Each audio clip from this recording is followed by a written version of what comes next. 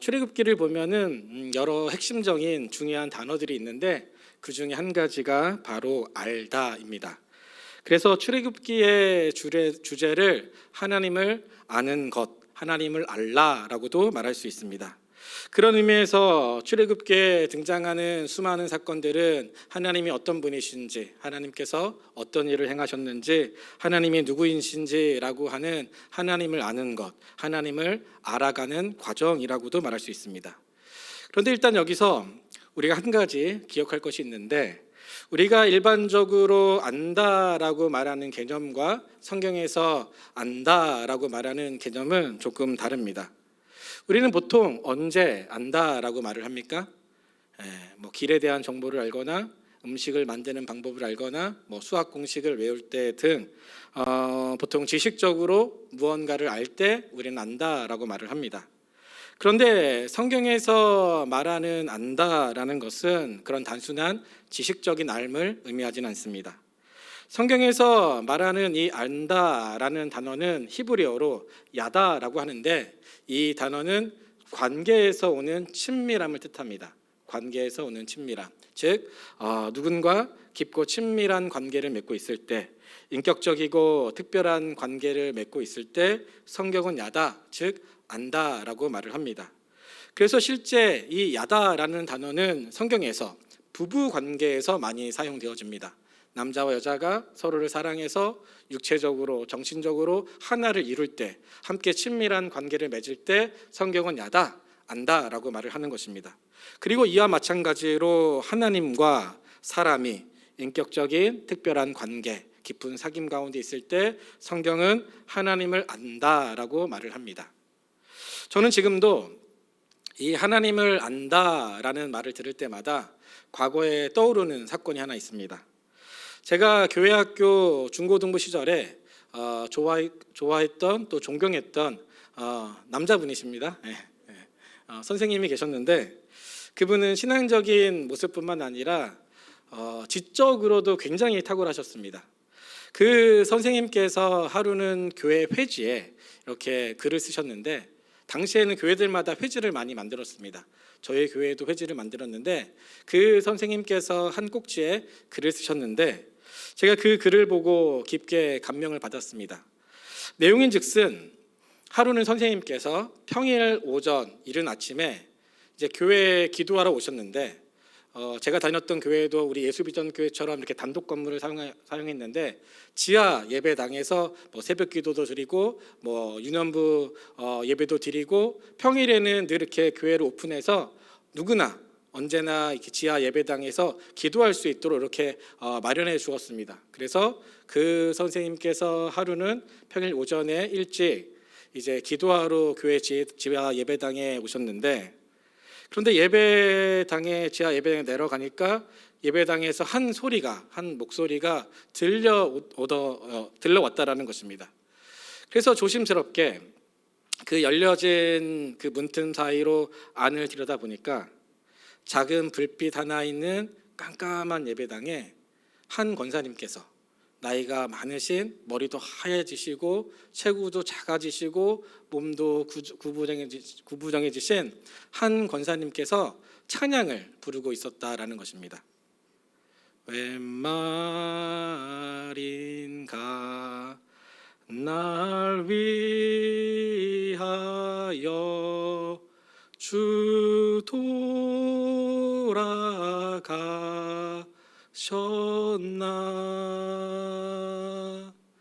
웬일인가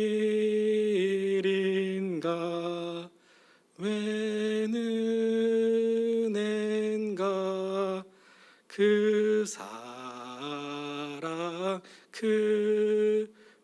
크셔라. 그렇게 나이 많은 한 권사님께서 조용히 이렇게 찬양도 부르시고 눈물로 기도하시는 모습을 보았다라는 것입니다. 그때 그 선생님께서 크게 은혜를 받으시면서 그러면서, 이것이야말로 진짜 하나님을 아는 것이구나. 이 권사님이야말로 진짜 하나님을 사랑하시고 하나님을 아는 분이시구나라는 것을 느꼈다고 합니다. 그러면서 지식적으로만 하나님을 추구했던 자신의 삶을 반성하고 회개하고 그렇게 자신의 믿음을 새롭게 하는 계기가 되었다라고 글을 쓰신 적이 있습니다. 정말 그렇습니다. 하나님을 아는 것은 단순히 지식적으로 하나님을 아는 것은 아닙니다. 아무리 성경에 대한 뛰어난 지식이 있다 할지라도, 대단한 은사를 가지고 교회에 많은 봉사를 한다 할지라도, 많은 돈을 하나님께 헌금한다 할지라도 하나님과 친밀한 관계를 누리지 못한다면 그것은 하나님을 진정 아는 것이 아닙니다. 하나님을 아는 것은 하나님을 마음과 뜻을 다해 사랑하고 그분을 신뢰하고 그분을 온전히 따를 때, 그분과 인격적인 친밀한 교제와 사귐을 나눌 때 하나님을 안다라고 말할 수 있습니다. 우리 사랑하는 예수비전교회 모든 성도님들이 하나님을 바르게 알므로 하나님과 날마다 깊고 친밀한 교제를 누리며 살아갈 수 있기를 진심으로 소망합니다. 그런데 흥미로운 것은 출애굽기는 이 하나님을 안다라는 것을 다른 말로 표현하기도 합니다. 그것이 바로 언약입니다. 언약. 왜 그렇습니까? 언약은 하나님과 그 백성 사이의 친밀한 특별한 관계, 그 회복된 관계를 의미하기 때문입니다. 그래서 언약은 한마디로 좀 거칠게 표현하자면 하나님과 우리 사이의 올바른 관계, 인격적인 관계, 사랑의 관계라고 말할 수 있습니다. 오늘 우리가 읽은 본문이 이런 사실을 아주 잘 보여주고 있습니다. 우리 출애굽기 20장 2절을 한번 다시 읽어보겠습니다. 출애굽기 20장 2절입니다. 우리 한번 같이 읽겠습니다. 시작.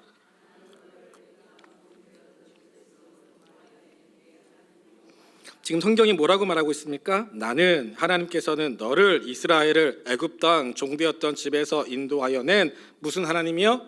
내 하나님. 하나님은 이스라엘 너의 하나님이라는 것입니다. 하나님은 이스라엘의 하나님이라고 지금 말씀하고 계십니다. 출애굽기 19장 6절을 한번 같이 읽어보겠습니다. 19장 6절입니다. 같이 읽겠습니다. 시작. 너희가 내게 대하여 제사장 나라가 되며 거룩한 백성이 되리라.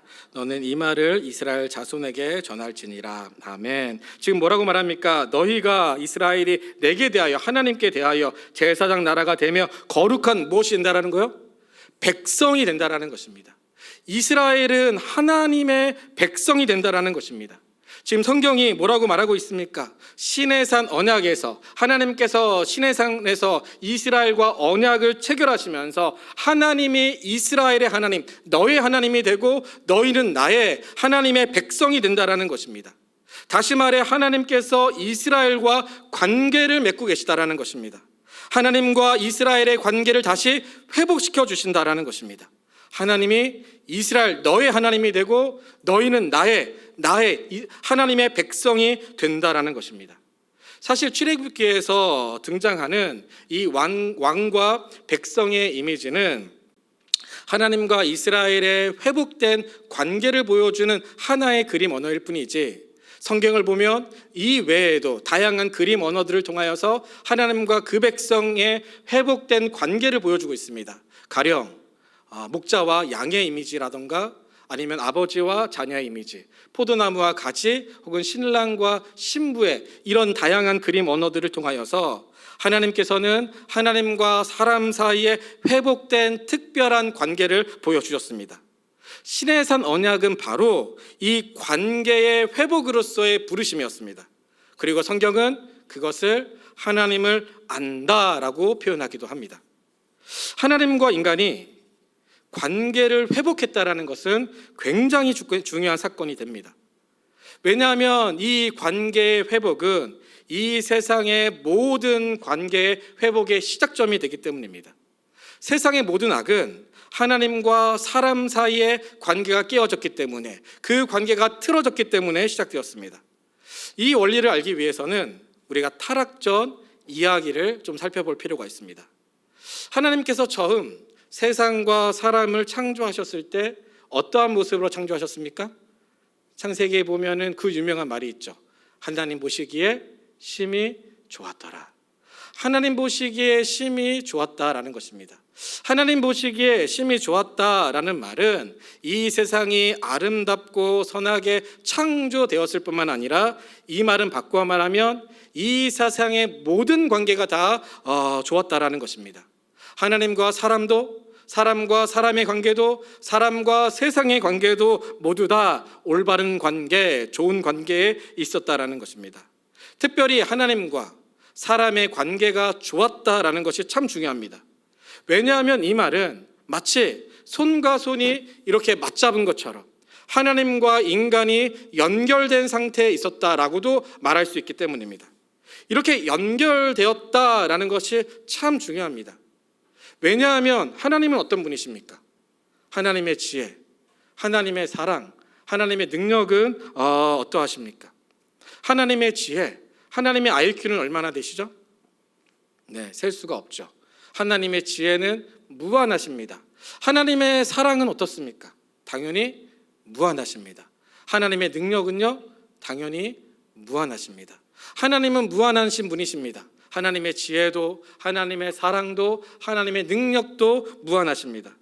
이것은 하나님은 풍성한 자원, 무한한 자원과 영원한 생명을 가지고 있는 분이라고 말할 수 있습니다. 하나님은 무한한 자원, 풍성한 자원, 영원한 생명을 가지고 있습니다. 반면에 인간은 어떻습니까? 인간의 지혜, 인간의 IQ는 얼마나 됩니까? 인간의 IQ가 평균 얼마나 됩니까? 한 100 될까요? 110? 120? 뭐 한 120. 우리 어차피 그냥 정하는 거니까. 인간의 지혜, IQ 한 120 하고요.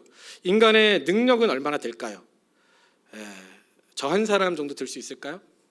저희 주요한 목사님께서 요즘 다이어트를 많이 하셔가지고 정말 몰라보게 달라지지 않았습니까? 이제는 잘생겨 보기까지 합니다. 우리 인간의 능력, 우리 살 빠진 주 목사님 정도 될 수 있을까요? 아직은 버거우신가요? 인간의 사랑은 어떻습니까? 오늘 이렇게 은혜 받고 집에 돌아가더라도 자고 있는 남편의 얼굴을 보면 어떤 생각이 드십니까? 사랑스럽죠. 네. 저 인간, 이 왼수. 인간은 하나님과 달리 제한된 지혜와 사랑과 능력을 가지고 있습니다.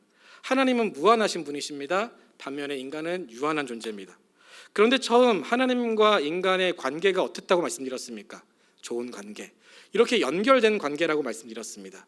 이 말은 하나님의 그 무한한 자원, 풍성한 자원과 영원한 생명이 인간과 이렇게 연결되었기 때문에 하나님께 그 무한한 자원이 인간에게 흘러 들어가서 비록 인간은 유한한 존재지만 그 하나님의 무한한 풍성한 자원을 공급받음으로 말미암아 풍성한 삶, 영생의 삶을 살게 되었다라는 것입니다. 유한한 인간이 하나님으로 인해 신적인 삶에 동참을 하게 되었다라는 것입니다. 이것이 바로 하나님이 인간을 처음 창조한 모습이었습니다. 그런데 문제가 발생했습니다. 우리가 아는 것처럼 아담이 하나님께 범죄함으로 세상에 무엇이 들어왔습니까? 죄가 들어왔습니다. 그 죄로 말미암아 하나님과 인간의 관계가 깨어져 버렸습니다. 이렇게 마치 맞잡고 있는 손이 분리가 일어난 것처럼 그 관계가 다 파괴되어져 버렸다는 것입니다. 그러니 사람은 어떻게 되었습니까? 하나님으로부터 오는 공급과 자원이 끊겨졌기 때문에 인간은 어떤 존재가 된 것입니까? 사망한 존재, 죽은 존재가 된 것입니다. 그래서 성경은 죄의 싹슨, 죄의 결과는, 죄의 대가는 무엇이라고 말을 합니까? 죄의 싹슨 사망이요. 사람은 죄로 말미암아 더 이상 하나님으로부터 오는 무한한 자원과 영원한 생명을 공급받을 수 없기 때문에 죽은 존재, 사망한 존재가 된 것입니다. 그리고 무엇보다 사람은 그로 인해 결핍을 가진 존재가 되었습니다.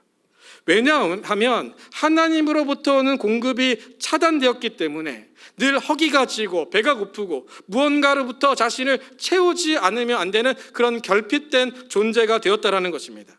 이 결핍은 인간으로 하여금 다른 모든 관계에도 부정적인 영향을 끼쳤습니다. 우선 인간은 자신을 온전히 사랑할 수 없게 되었습니다. 자신을 있는 그대로 받아주었던 하나님의 사랑의 관계가 깨어졌기 때문에 인간은 끊임없이 다른 사람의 시선으로 자신을 채우기 시작했습니다. 비교의식과 열등감, 패배감을 가지고 살게 되었습니다.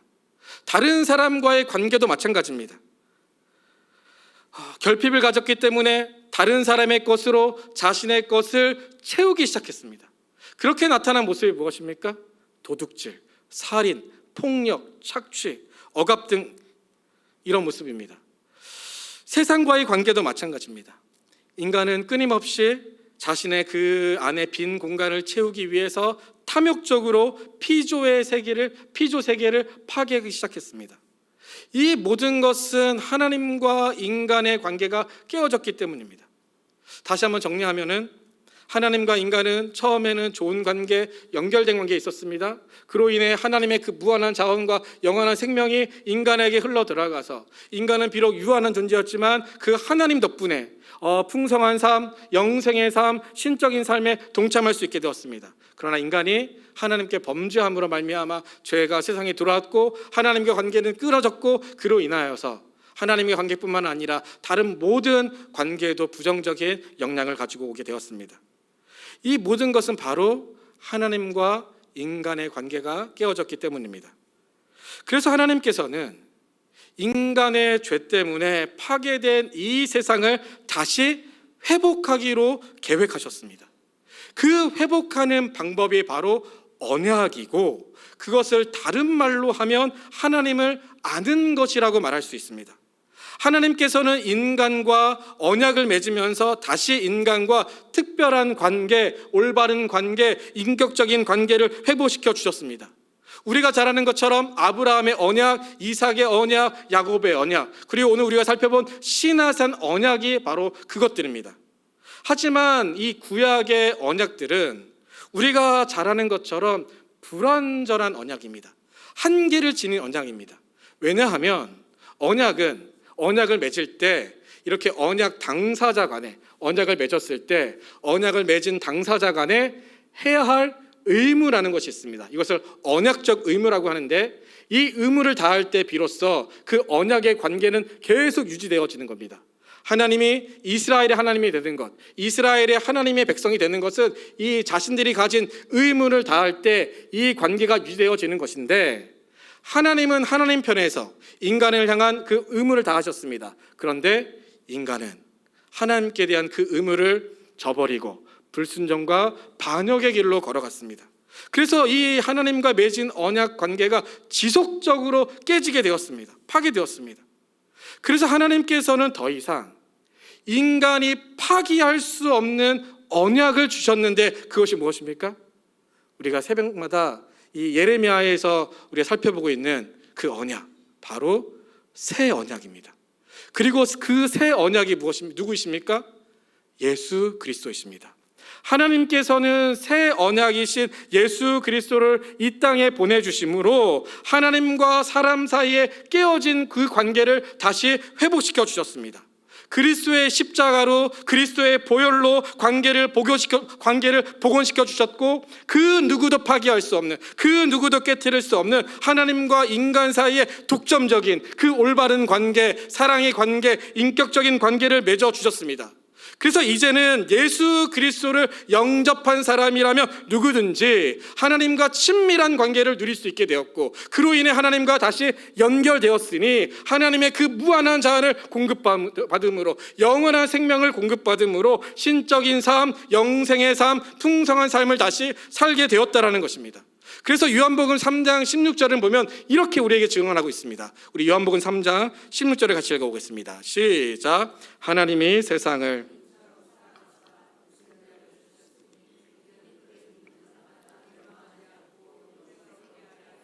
지금 뭐라고 말하고 있습니까? 예수 그리스도를 하나님께서 보내주셨는데 그를 믿는 자마다 멸망하지 않고 영원한 생명을 얻게 되었다라는 것입니다. 요한복음 17장 3절은 또 이렇게 우리에게 증언합니다. 영생은 곧 유일하신 참 하나님과 그를 보내신 자 예수 그리스도를 뭐 하는 것이라고요? 아는 것이라. 영원한 생명은 예수 그리스도를 아는 거라고 이야기하고 있습니다. 왜요? 안다라는 것은 하나님과 인격적인 올바른 친밀한 독점적인 관계를 다시 맺는 것이기 때문입니다. 이것이 바로 하나님께서 우리와 인간과 맺어주신 언약이고 이것이 바로 하나님을 아는 것입니다.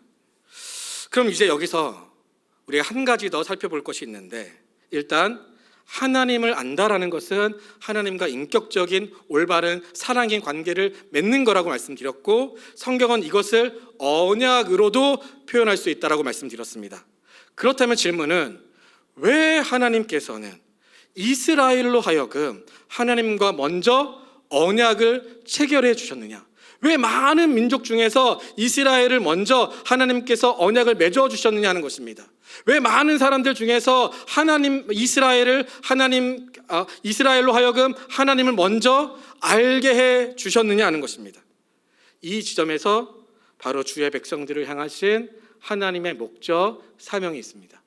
오늘 우리가 읽은 이 본문은 하나님과 그 백성 사이의 언약의 내용을 보여주기도 하지만, 또 하나 하나님의 언약 백성이 된 이스라엘의 사명이 무엇인지도 보여주고 있습니다.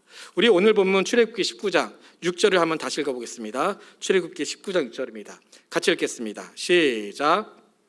내게 대하여 제사장 나라가 되며 거룩한 백성이 되리라. 너는 이 말을 이스라엘 자손에게 전할지니라. 지금 성경이 뭐라고 말하고 있습니까? 너희가 내게 대하여 거룩한 백성이 되라 하시면서 그 전에 너희가 내게 대하여 무슨 나라요? 제사장 나라가 되며. 하나님께서 이스라엘을 제사장 나라 삼겠다라는 것입니다. 하나님 나라의 백성이 된 이스라엘을 다른 모든 나라 중에서 하나님의 그 제사장 나라 되게 하시겠다라는 것입니다. 제사장이란 어떤 존재입니까? 여러 번 말씀을 드렸던 것 같은데, 제사장은 인간의 고통과 아픔, 인간의 그 연약함, 그 괴로움, 그 유약함을 하나님께 가지고 나아가 기도하고 탄원하고 중보하는 사람들입니다. 하나님과 사람 사이에 그 깨어진 관계를 제사를 통해서 다시 관계를 회복하고 하나님께로 인도하는 사람들입니다. 그래서 하나님께서 이스라엘을 제사장 나라 삼았다라는 것은 이 땅의 모든 아픔과 슬픔, 인간의 그 괴로움, 그 연약함을 하나님께 가지고 나아가 기도하고 탄원하면서 하나님께로 인도하기를 원하셨다라는 것입니다. 하나님과 사람 사이에 깨어진 그 관계를 다시 회복하는 다리 놓는 사람으로서 그들을 부르셨다라는 것입니다. 이것이 바로 하나님께서 이스라엘에게 주신 사명이었습니다. 물론 이스라엘 백성은 우리가 아는 것처럼 그렇게 행동하지는 않았습니다. 자신들만 구원받은 백성이라고, 선택받은 민족이라고 여기고 선민의식에 빠져서 구원의 문턱을 높이고 이방인들을 정죄하고 판단하고 차별하며 살았습니다. 그러나 이스라엘이 하나님께서 주신 사명을 잘 감당하지 못했다고 해서 그들을 부르신 하나님의 목적, 사명이 사라지는 것은 아닙니다. 이런 사실은 우리도 동일합니다. 우리 역시 하나님께서는 우리 예수비전교회 성도님들을 하나님의 제사장으로 부르셨습니다. 우리가 잘 알고 있는 베드로전서 2장 9절의 말씀을 같이 읽어보겠습니다. 2장 9절 같이 읽겠습니다. 시작. 그러나 너희는 택하신 족속이요 왕같은 제사장들이요 거룩한 나라요 그의 소유가 된 백성이니 이는 너희를 어두운 데서 불러내어 그의 기이한 빛에 들어가게 하신 이의 아름다운 덕을 선포하게 하라 하심이라. 아멘. 지금 성경은 우리를 왕같은 제사장이라고 말하고 하고 있습니다. 우리가 바로 하나님의 제사장이라는 것입니다. 이것은 무엇을 뜻하는 것입니까? 하나님께서 우리를 먼저 주님을 믿게 하신 이유가 이 땅의 아픔과 슬픔, 사람들의 그 괴로움, 그 연약함을 하나님께 가지고 나아 기도하며 간구하고 하나님과 인격적인 그 관계가 깨어진 사람들을 위해서 그들을 하나님께로 인도하는 것으로 우리를 부르셨다라는 것입니다. 하나님은 우리를 통해서 이 세상 사람들이 하나님을 아는 그 기쁨을 누리기를 원하신다라는 것입니다. 하나님을 아는 지식이 물의 바다를 덮음같이 온 땅에 가득하기를 원하신다라는 것입니다. 그것을 위해서 하나님은 먼저 우리를 부르시고 하나님을 먼저 알게 하여 주시고 하나님과 먼저 인격적인 올바른 사랑의 관계를 맺어 주셨다라는 것입니다. 그래서 이것을 아주 잘 보여주는 성경 구절이 고린도후서 5장 18절입니다. 우리 5장 18절 같이 읽겠습니다. 시작. 모든 것이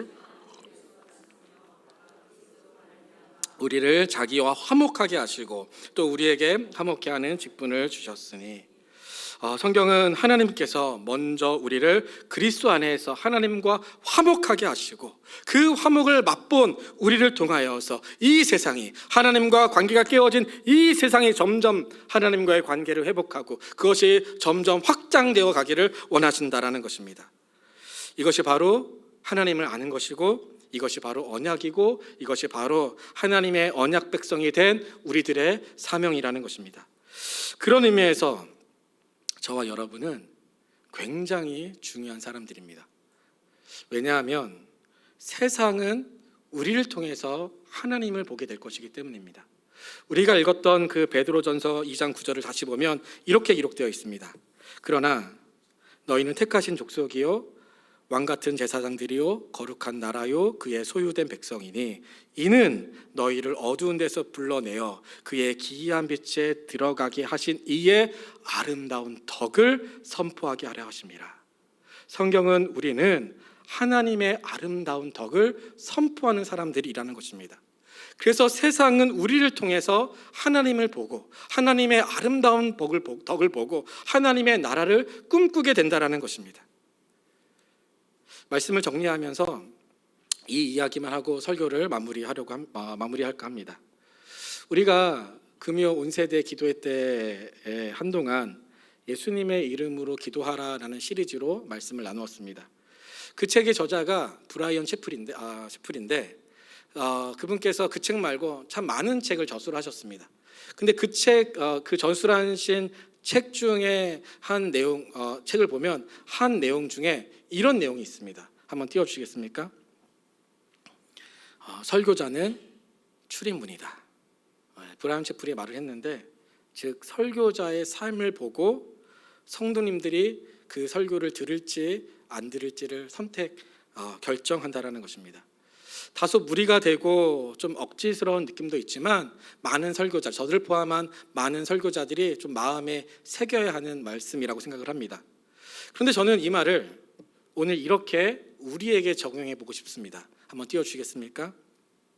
성도는 하나님 나라의 출입문이다. 왜냐하면 사람들이 우리의 평소의 모습을 보고 하나님을 믿을지 안 믿을지를 결정하기 때문이다. 다소 무리가 있는 말씀이라는 것은 압니다. 그러나 이 말씀이 전하고자 하는, 여기서 말씀드리고자 하는 메시지가 무엇인지는 다들 아실 거라고 생각이 듭니다. 하나님은 우리를 통해서 세상이 하나님을 알길 원하십니다. 하나님은 우리를 통하여서 세상이 하나님의 그 아름다운 덕을 보고 하나님과 깊고 친밀한 관계를 다시 회복하기를 원하십니다. 사랑하는 성도 여러분, 말씀을 맺도록 하겠습니다. 오늘 우리는 하나님을 안다라는 것이 어떤 의미인지를 살펴보았습니다. 성경에서 말하는 하나님을 안다라는 것은 단순히 지식적으로만 아는 것이 아니라 하나님과 인격적인 친밀한 관계를 누릴 때 하나님을 안다라고 말을 한다라는 것입니다. 성경은 이것을 언약으로도 표현할 수 있습니다. 왜냐하면 언약은 하나님과 그 백성 사이의 올바른 관계, 사랑의 관계, 친밀한 관계를 의미하기 때문입니다. 하나님께서는 예수님을 통하여서 우리로 하여금 먼저 하나님을 알게 하셨고 하나님을 믿게 하셨고 하나님과의 관계를 화목하게 하셨습니다. 그렇게 먼저 알게 하신 이유가 있습니다.